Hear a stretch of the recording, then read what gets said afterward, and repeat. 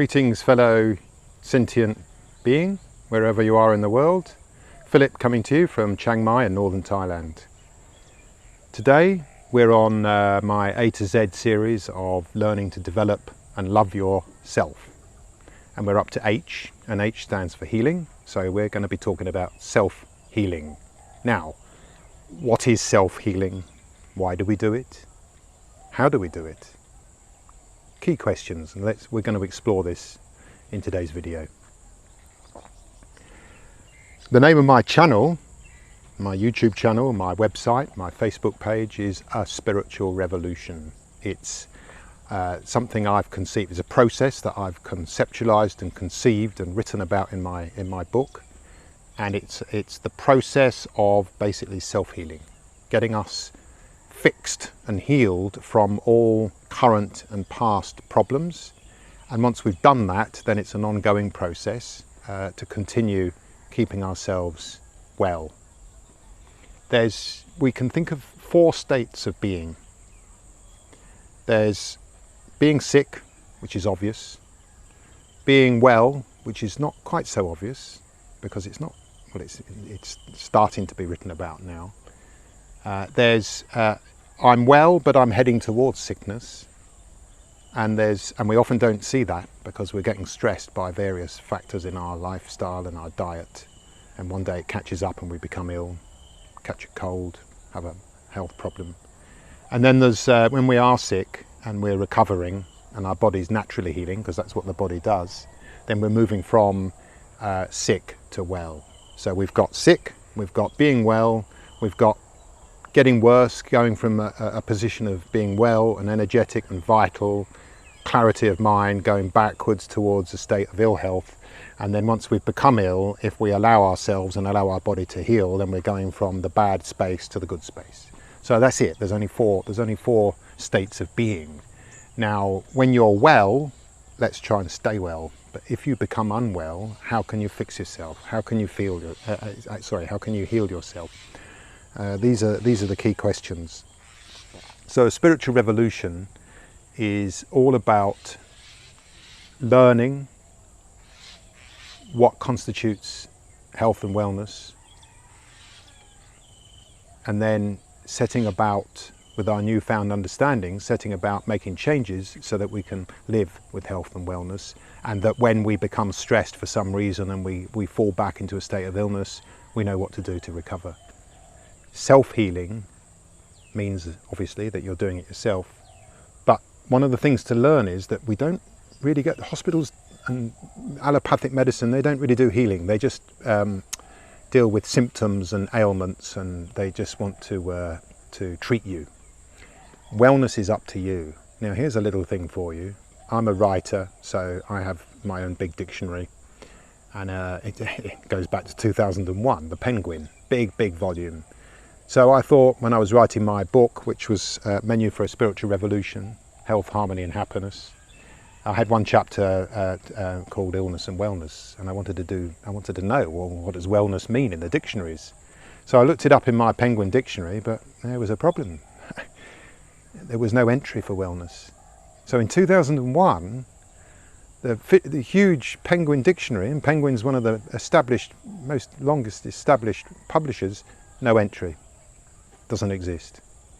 And this is it. This is part of the problem. You can't go to hospitals to get wellness, and you can't go to hospitals to get healed. They might help you get better, but to heal yourself, what was the cause?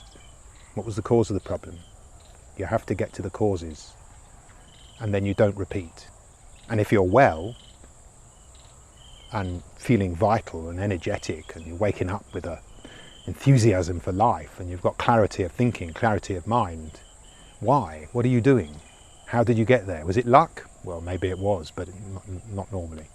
So whatever state we're in, whatever the 4 states that we are in at any one time, we need to regularly set aside time and space to reflect upon things. You need time and space to ask, why did this happen? And if something happens, what happens next?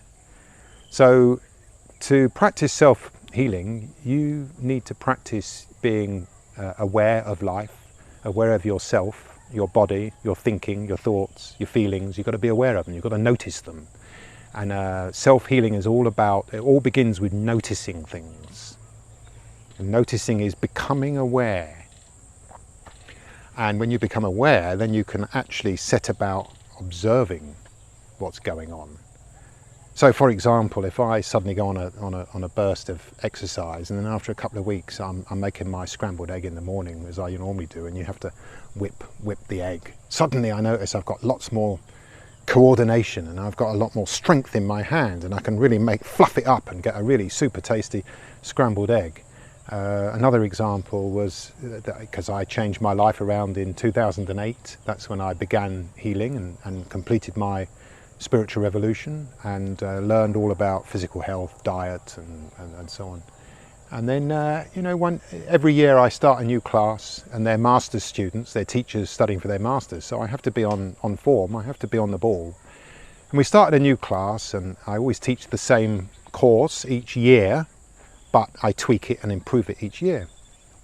And I get asked lots of questions in the classroom, as I should be, and I often bounce them back to my students. But what I noticed on this year, so this would have been like 2009, 2010 perhaps, maybe 2012, something. Anyway, I'd been on my path of self-healing, and I suddenly noticed that my brain was super sharp, much sharper than previous years. And remember, I'm getting older. And I had a lot more clarity of mind, clarity of thinking, and I was just performing and functioning so much better in my classroom. So this is what I mean about noticing. So, you notice improvements, but to notice you need to observe things. So you need to know what your body's doing. So perhaps a good tip is to take time out every day, or at least once a week, or whenever you can, but make it regular, because habits, humans live by habits, and we have lots of bad habits to overcome, that's for sure. And spend this time, whether it's, so create a regular slot, if it's a morning or evening after dinner, before you go to bed, and just reflect upon the day and what happened to you, and reflect upon your current life, if you're working too much, too stressed, eating the wrong foods and so on. So this is a huge part of self-healing, is becoming aware and becoming self-aware. So you need to notice what your body's telling you. You need to notice your own thinking. You need to notice how you're feeling. If you're feeling angry, well, notice it. And as soon as you notice it, it loses its power over you. But more importantly is, why are you being angry? Why are you sad? Why are you filled with thoughts of revenge? Why are you envious? Why did this happen? Why did I get into an argument with my wife? Why did blah blah? And you look for causes. And when you're sitting there in your own time and space, you're now connected with your conscious mind, and this is the key. Conscious mind, that's where all the healing takes place. All the unwellness that occurs to us comes out of our habits, and many harmful habits. Perhaps you've got the wrong diet, perhaps you don't do enough exercise, or you do too much exercise. Attitude is a huge one. What's your mindset? Is your mindset helping you in life or hindering you? And of course the overall word lifestyle. So that's the key thing. We need to know ourselves in order to heal ourselves, and therefore we need to know what's going on in our body and our mind and in our consciousness and all of those aspects of what it is to be human. So the next video will be dealing with self-inquiry, but this is the process you have to go on. You have to go on to self-inquiry. You inquire into yourself, and then from that you begin to gain self-knowledge and self-discovery, and that leads to self-growth. And then you know what you're doing, you know how to heal yourself. And in general that means eating good food, avoiding toxic people, avoiding toxic media, and 99% of the media is very toxic, and it just eats into you. And we become stuck in it, we become stuck in harmful habits. And then there's the self-sabotage voice inside you. Oh, I can't do that, I'm not good enough. That's for other people. I'm not skilled. I'm ugly. I can't do anything. No, you have to get rid of all that. Everybody's got it. I've spoken to many successful people and they all struggle with the same voice, but they overcame it. So if they overcame it, I've overcome it, but it still comes back to haunt me, but I can always overcome it. So can you, anybody can. So I would say with the self-healing, to start summarising it, you've got to know that you can do it, which you know now. You need to be inspired to do it, and then you need to make some changes. And then when you make the changes, absolutely crucial, develop new habits and develop routines. I've just recently fallen out of my morning habit of stretches and breathing exercises and movement and so on, and I paid the price. I had a bit of a health issue last week. I'm now on the recovery path. I'm now walking 2 kilometres first thing in the morning and so on. So this is the point. When you do fall by the wayside and you fall off the wagon, you know what to do. And I thought I was getting away with it, and I know about all of this stuff, but I was working too much, using my brain too much, sitting down too much, not doing enough exercise, no breaks, no travel, and I love travel, and I just thought I was getting away with it. But I wasn't. Stress builds up, and then one day, bang, something's happened. But if you know how to recover, fantastic. So that's the key thing with self-healing, is that it's up to us to fix ourselves. And you know, I could ask you, who produced your body? Who created your body? Obviously your mum and dad, but where did somebody created them? And the point is that the universe, Mother Earth, nature created our body. So who will heal it best? Doctors and white-coated people and pills, or natural healing? Clean water, clean air, whole foods, not these corporate foods full of toxic ingredients and flavourings and what do you call it? To make it last longer. All those things, all kind of chemicals, and you see them on the ingredients list because they have INS and then a number. And they used to be called E numbers, and then too many people cottoned onto it, so they changed it to INS. They've got INS numbers. If it's in a packet or whatever, you're eating poisons, you're eating toxic chemical ingredients. So the first thing to start is with your diet. And I can tell you, if you just suddenly say, right, I'm gonna eat whole foods only, nothing out of a packet for 2 weeks, and see what happens. And if you start feeling healthier and more vital, and you've got more energy, this is a serious reward, and you won't want to forego it. And now you can maintain your motivation, and you can maintain the challenge, because it's so easy to become lazy and to go back to old ways, because maybe these old ways you've been fighting them or doing them for your whole life. So that's self-healing. There is another H which I'll just finish off with because it's quite informative, and this is for hatred.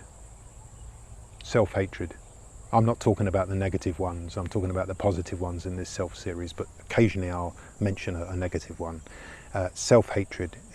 If you hate other people, that comes from, which we don't know, but it comes from a self-hatred or a lack of self-love. So the first thing to do is to notice that you hate this person, or you hate that politician, or you hate that leader, or you hate your next door neighbour, or whoever it is, or even just dislike, because hatred is a strong thing, but there's a lot of hatred in the world, there's a lot of dislike. If you hold that attitude towards another person, it's you holding the energy force. So you'll have to learn to drop that. And that's part of the self-healing.